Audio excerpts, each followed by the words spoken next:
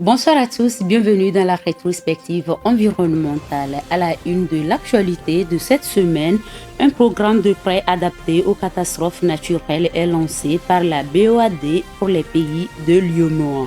Il permettra aux pays membres de poursuivre leurs projets liés au changement climatique tout en renforçant leur résilience. Le Congo va débuter les travaux de construction de son plus grand barrage hydroélectrique dès janvier 2025. Cet ouvrage viendra renforcer l'offre électrique de ce pays confronté à des coupures récurrentes de courant. Enfin, le gouvernement guinéen a promulgué un décret visant à interdire les emballages et objets en plastique à usage unique. Cette nouvelle réglementation reflète une volonté politique de protection de l'environnement.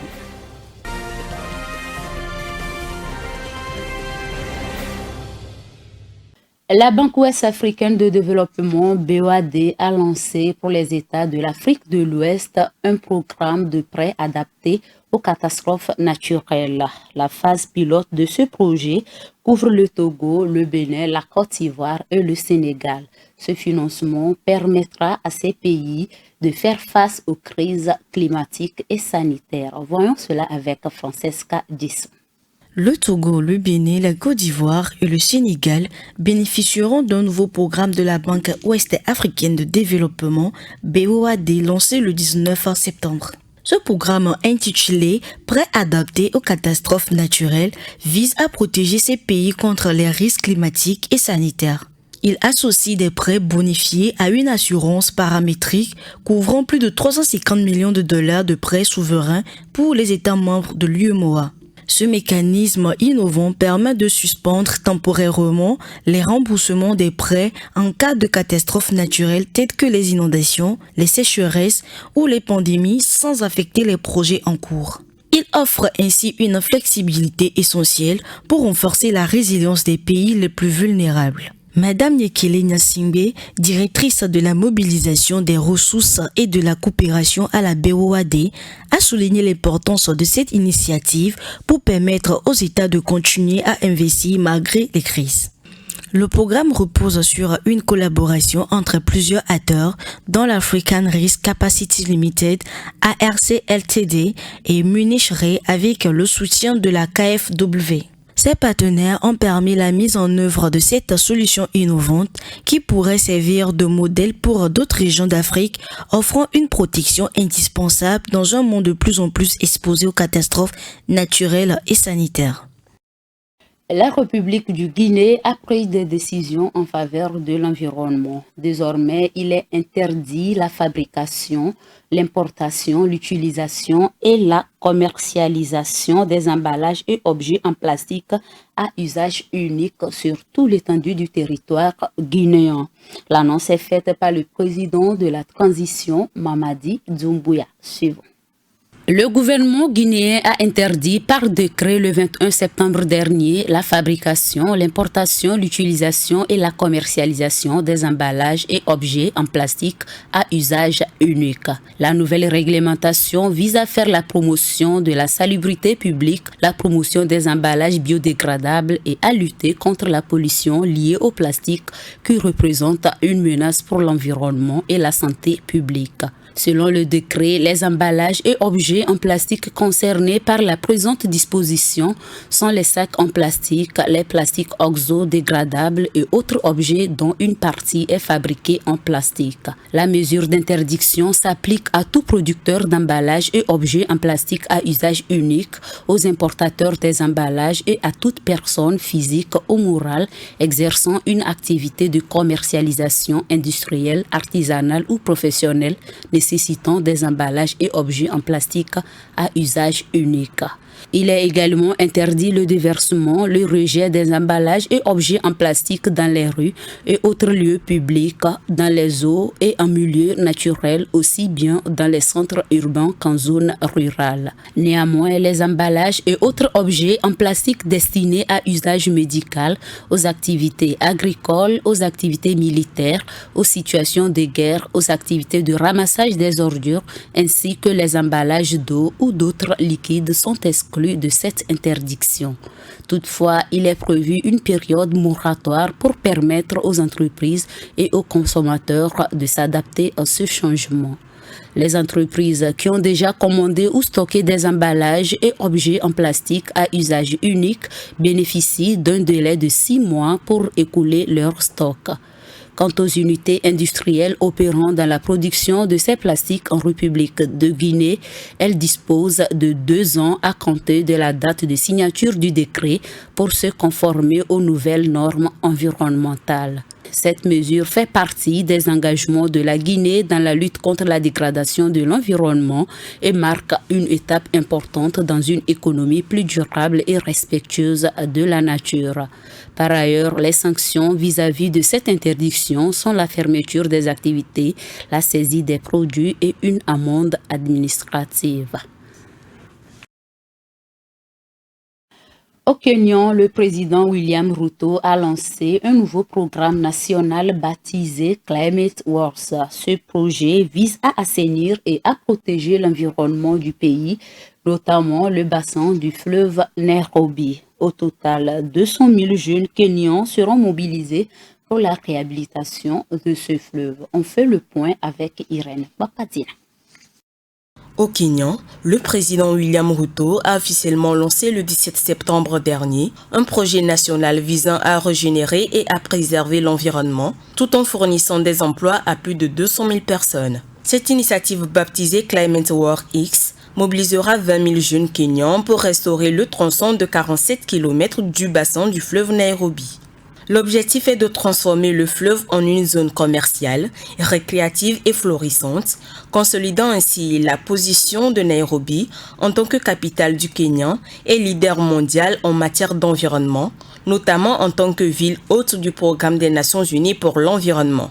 Le président Ruto a également réitéré l'engagement du gouvernement à relever les défis des bidonvilles de Nairobi à travers le programme de logement abordable qui relie davantage la restauration de l'environnement à des objectifs plus larges de développement urbain.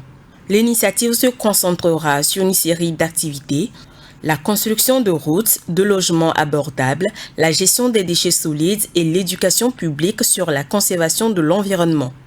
Le programme Climate War East se concentrera en premier temps sur Nairobi avant de s'étendre à d'autres grandes villes comme Mombasa, Kimuzu, Nakuru et Eldoret. À terme, l'initiative sera déployée dans tous les comtés, créant ainsi environ 200 000 emplois dans tout le pays. Le gouvernement congolais a annoncé le lancement en janvier 2025 des travaux de construction de son plus grand barrage hydroélectrique à Sounda, dans le sud du pays. Ce projet ambitieux va nécessiter 13 milliards de francs CFA et sera financé par la Chine. Le Congo a annoncé un accord avec la Chine pour la construction du plus grand barrage hydroélectrique dans le sud du pays. Ce projet, financé par la Chine à hauteur de 13 milliards de francs CFA, va améliorer la production électrique nationale et atténuer les interruptions récurrentes. L'annonce a été faite par Thierry Mungala, porte-parole du gouvernement. Il précise qu'il s'agit d'une bonne nouvelle pour le pays de concrétiser ce projet tant attendu pour renforcer l'offre de la production électrique. Le barrage de Sounda est crucial pour le Congo qui souffre de coupures fréquentes d'électricité, notamment dans les principales villes comme Brazzaville et Pointe-Noire, où résident plus de 3,5 millions de personnes. Les pertes de courant importantes et la gestion inefficace de l'opérateur public énergie électrique du Congo sont souvent cités comme raison des coupures régulières.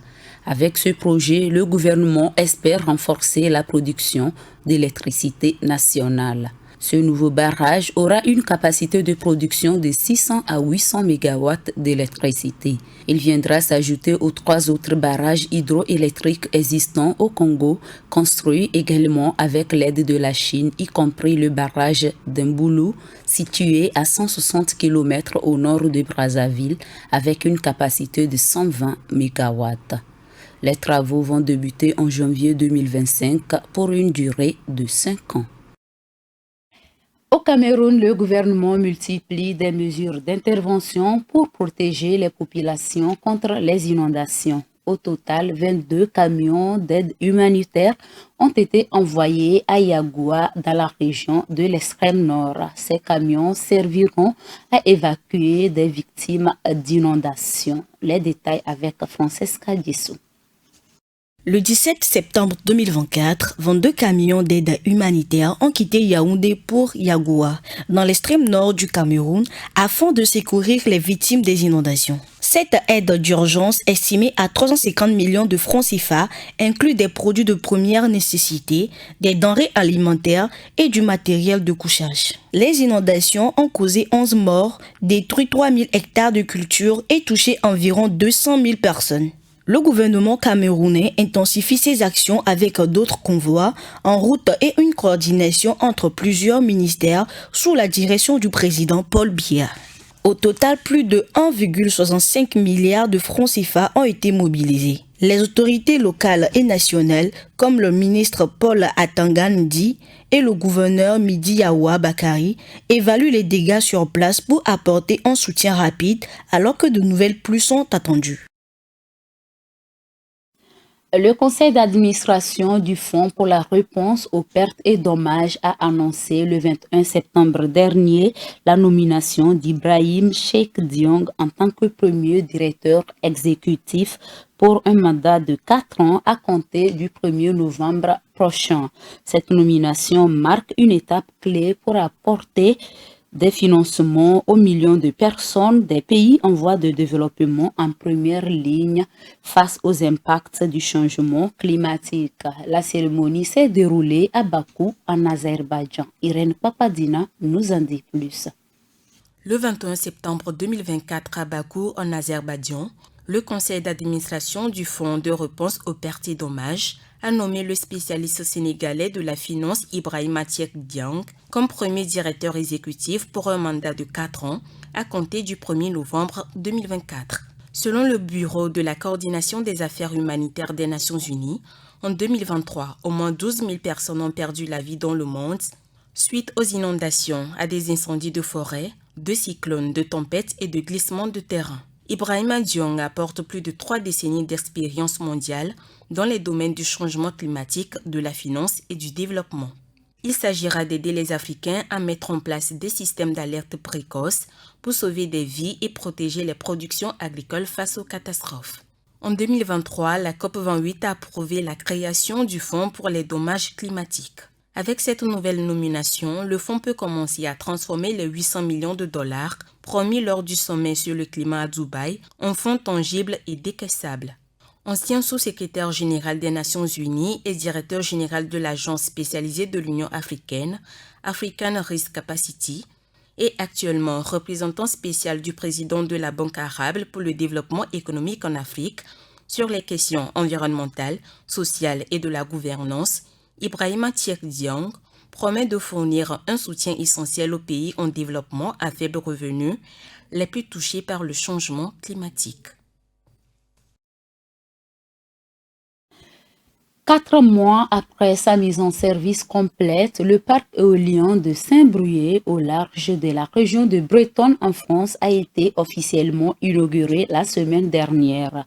Ce parc de 62 éoliennes couvrira la consommation électrique annuelle de 835 habitants de la France. Pour en parler, Vivas Amana.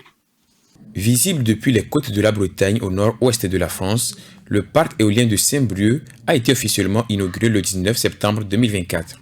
Avec 62 éoliennes, ce parc offshore produira la consommation électrique annuelle de 835 000 habitants. Sa puissance totale est de 496 MW et elle équivaut à 9% de la consommation électrique bretonne. Les installations sont l'œuvre du géant espagnol de l'énergie Iberdrola. Les éoliennes déploient toute leur puissance depuis le mois de mai dernier. Lancées il y a plus d'une décennie, les travaux du parc éolien de Saint-Brieuc ont essuyé plusieurs contestations. Ces dernières venaient principalement des pêcheurs bretons qui craignaient pour leur activité. Mais après plusieurs tractations et des recours en justice, ce joyau d'énergie verte tourne enfin le nez au vent. Emmanuel Rollin, directeur général d'Iberdrola France, estime que ce parc participe au désenclavement de la région avec une énergie renouvelable produite et consommée localement. Les pêcheurs qui se sont principalement opposés au projet ont obtenu des compensations financières de la part d'Iberdrola. Mais les turbines n'empêchent pas leur activité qui ont repris depuis plus de 2 mois déjà. L'ensemble des ressources financières utilisées pour installer et faire tourner les éoliennes au large de Saint-Brieuc s'élève à 2,4 milliards d'euros. Dans le reste de l'actualité, le Brésil est confronté à une grave sécheresse il y a de cela 70 ans. Causée par les incendies de forêt, cette catastrophe a considérablement impacté les plantations de café. La situation a entraîné la flambée des prix des cafés et laisse les cultivateurs sans voix. Léonce Sago. La sécheresse qui sévit au Brésil cause d'énormes dégâts. Elle n'a pas épargné la municipalité de Caconde, l'une des plus grandes régions productrices du café du pays. Un incendie de forêt causé par cette sécheresse a ravagé les cultures de café. Les agriculteurs et les résidents de la localité ont uni leurs forces pour éteindre les feux qui avaient touché environ 50 fermes et consumé près de 600 hectares selon les producteurs. L'un d'entre eux déclare avoir perdu entre 8 000 et 10 000 caféiers. J'ai perdu entre 8 000 et 10 000 caféiers. Nous nous attendions à une récolte de 500 à 600 sacs, mais nous allons en récolter plus ou moins la moitié. L'autre moitié a été brûlée. Selon un rapport publié par le Centre d'études avancées en économie appliquée de l'école agroalimentaire de l'Université de Sao Paulo, cette sécheresse affecte déjà le début de la saison 2025-2026. Au même moment, le Vietnam, deuxième pays producteur mondial de café, subit des chaleurs et une sécheresse qui agissent sur les récoltes. Les potentielles pénuries d'approvisionnement dans les deux pays entraînent déjà l'augmentation des prix mondiaux de café selon le rapport. Dans les années 70, un gel sévère avait détruit près de 70% des plants de café, mais le prix n'avait pas atteint un tel record, contrairement aux événements récents. En août, le prix fixé par l'Organisation internationale du café, l'OIC, pour plusieurs types de grains de café vert, comme l'arabica et le robusta, s'élevait en moyenne à 2,38 $, soit une hausse de près de 55% par rapport au mois d'août 2023. En dépit des pénibles conditions météorologiques, l'OIC espère que la production de café dépasse la demande de cette année, ce qui permettrait de contribuer à modérer la hausse des prix. La journée mondiale du rhinocéros a été célébrée le 22 septembre dernier à travers le monde. Le thème de cette année porte sur la protection et la perpétuation de l'espèce, notamment en Afrique. Cette journée a été l'occasion de sensibiliser le public à la protection de cette espèce en danger. Les détails sur cette journée avec Léonce Sago. Célébrée chaque 22 septembre, la journée mondiale du rhinocéros de cette année a voulu attirer l'attention sur les dangers auxquels sont exposés les rhinocéros, spécialement en Afrique. Au Kenya, la population de ce mammifère a augmenté. Elle était de 380 en 1986 contre 1000 aujourd'hui grâce à la création de sanctuaires de protection. Toutefois, la menace reste permanente malgré ce progrès et la lutte pour la préservation de l'espèce continue. D'un point de vue économique, les rhinocéros sont parmi les plus grands attraits touristiques et font partie des Big Five. Il existe aussi des raisons sociales et culturelles qui rendent essentiel leur maintien. Pouvez-vous imaginer une Afrique sans rhinocéros, une Afrique où nous devrions dire à nos enfants « Autrefois, nous avions ce grand animal, voici sa photo. Quelle honte ce serait !» Notre génération doit se demander pourquoi nous avons laissé disparaître ces rhinocéros empruntés aux générations futures.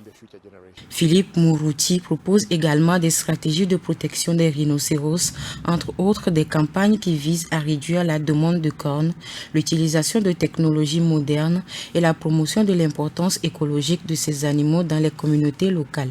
Dans la lutte contre le braconnage, le rhinocéros blanc mâle du Nord mondialement connu, nommé Soudan, en souvenir de son pays natal, représente un symbole d'espoir de préservation de cette espèce. Il a été euthanasié en 2018 à l'âge de 45 ans suite à des complications liées à l'âge. Il a ensuite subi une taxidermie et est désormais exposé au Musée national du Kenya où il conquiert le cœur de beaucoup de visiteurs. Nous espérons que le rhinocéros blanc du Nord qui se trouve derrière nous pourra vivre encore 1 ou 2 siècles.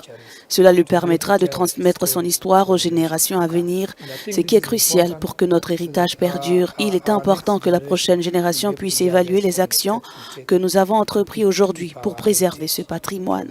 Certains scientifiques entendent préserver la sous-espèce de rhinocéros blanc du Nord en utilisant le sperme stocké de Soudan et d'autres rhinocéros morts.